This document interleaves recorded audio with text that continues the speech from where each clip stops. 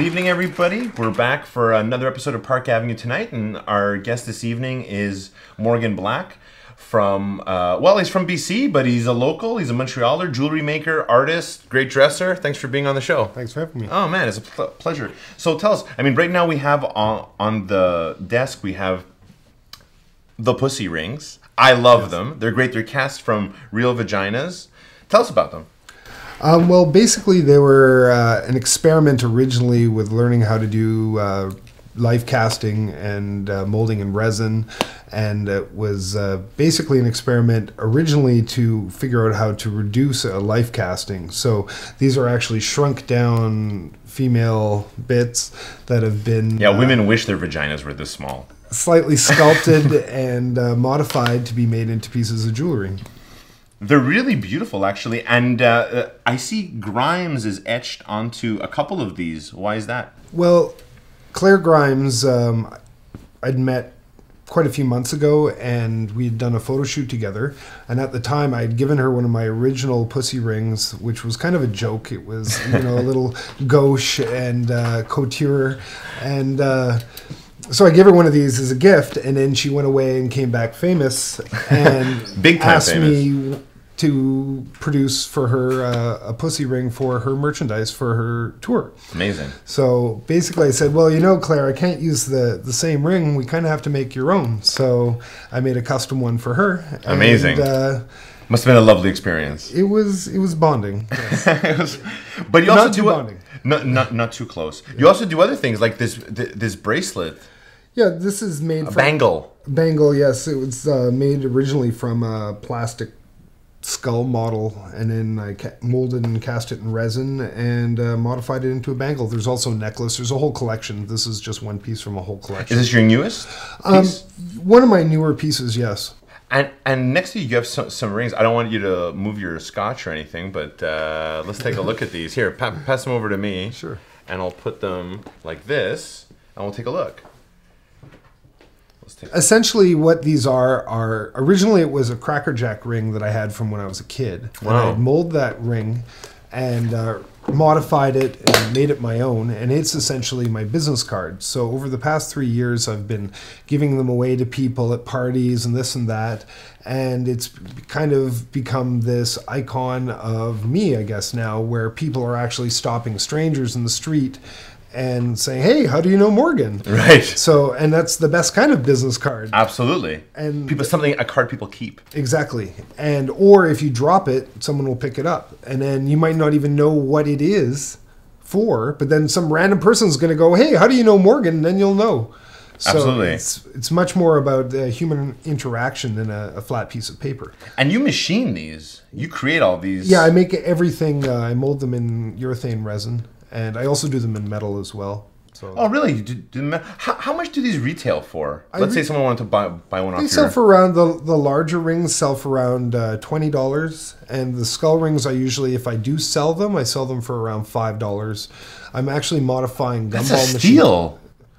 Well, it's a steal. It's so inexpensive, so reasonable. Well, it's for accessible. a handmade item. It's accessible, and well, it's intended to be that way. That's part of your thing, exactly. You don't like the whole consumerist angle to jewelry. You like that things are unique and these objects. I like to say that these objects fit any logistic depending on the material they're produced in, because at the lowest end in the resin, it's a $5 object that's sold in a gumball machine. Absolutely. But I could also do it in platinum. I would love to see a gumball machine of these. I'm actually in the process of designing them. I've taken 25-cent machines and modified them to take $6, so 3 toonies, and you can put whatever wonderful things. Where are you going to place it?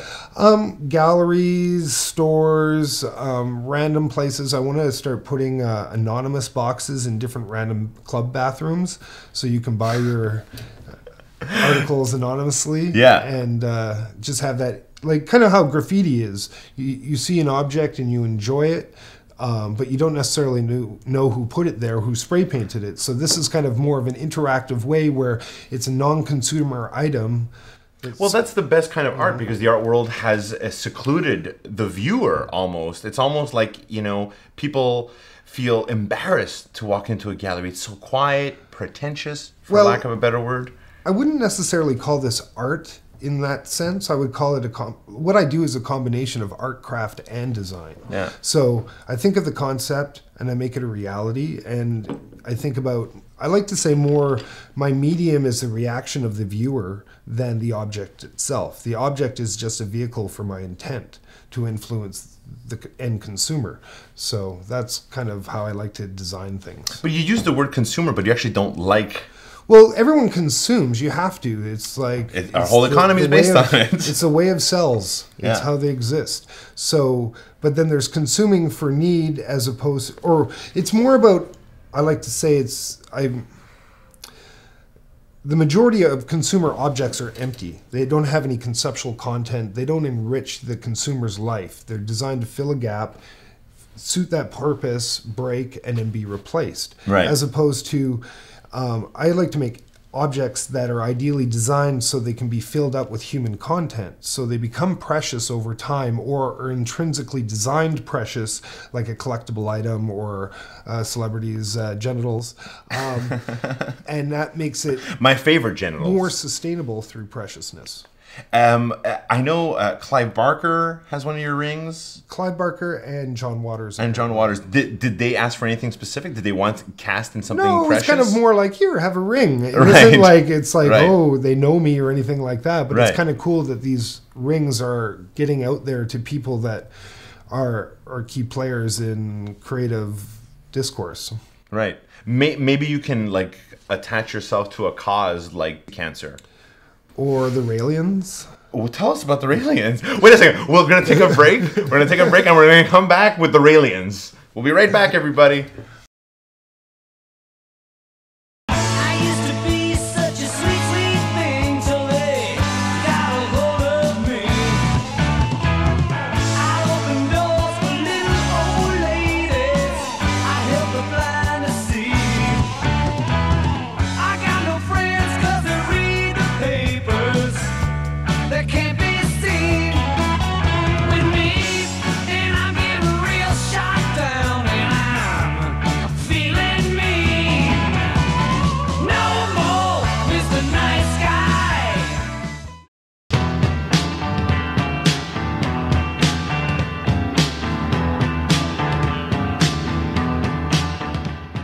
Thanks for staying tuned. We're back with Morgan, and you were about to say something about Raelians. Well, basically... who have never approached me, by the way. I've never met any either, but I find it fascinating just that Quebec has its own like world-renowned cult, and that's existing. Quebec is the when you're studying cults... Quebec is filled with crazy people. It's filled with cults. Actually, if you're going to study cults, they say Quebec is like the ultimate place to study because literally... 24 cults have been founded in Quebec. Interesting. Absolutely. It's for some reason, it's I guess people here are looking for something, but we don't have. Base. Because basically why I brought up the Raelians was I want to be producing promotional items for them. Oh, wow. So, yeah. And you contacted them? No, I'm in the process of coming up with some ideas for them, and then I'm going to pitch them on my ideas. Why them? Just because they're random. They tie in.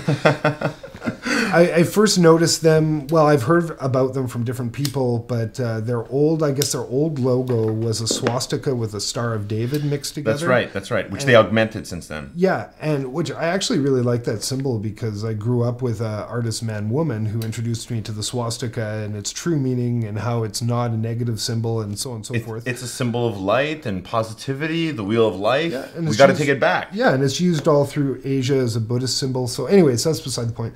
But I thought it would be great to be able to make like promotional products for a cult. And, yeah. You know, it's just no different from making it for a musician or a corporation or anything else. And it's like, yeah, you see it all the time. These glow-in-the-dark rosaries, people giving them out on the mountain. Absolutely. And I'm like, that should be mine. I want a piece of that. Yeah. I want a piece of God. Yeah, exactly. I want a piece of God. How do you think God would feel about the pussy rings? Freya wouldn't mind. Is she your favorite god? Goddess. Goddess, forgive me. One of, yeah. But no, it's... I don't really, I'm not a big fan of Catholicism or monotheism. I get the reaction to the cross like most people do to the swastika, because if I was born 300 years ago, I'd be burning on one of those stakes. Oh, they would string you up, my friend. Oh, yes. They would string, especially with these guns. I love this sweater. I love this sweater. Where'd you get this sweater? Jeans. I love jeans. Leroy. Yeah, he's amazing. Leroy, Yeah. this guy. I just walk in, I go, I want you. this. He brings it to me. It's amazing. It's amazing. He knows exactly how to shape an ass. But he loves ass. To be fair, Leroy loves ass. Sorry, Leroy. You do. You love You're it. asking for it. So, how much for you to make me a pussy mouth guard for like when I play street hockey? I'm so hooking you up. You hook me up. I want a pussy mouth guard. Yeah, and it's going to have a kazoo built into it. Or bubbles. I wouldn't mind blowing bubbles and a That's kazoo. a perfect anti-product. Anti-product. No one wants it, but No we're going one to wants shove it, but it it down their exists. throat. But it exists. Yeah. It exists. Well, those are the best products, aren't they? I'm like obsessed with like old ads from comic books in the back of old school comic books where it's like X-ray glasses. This is how I want to do my marketing for objects like this. In the back of zines, weird handouts in like public washrooms, stuff like that. So it's like totally like, what is this thing? Did you grow up with comic books? Oh, of course. Yeah. What was your favorite?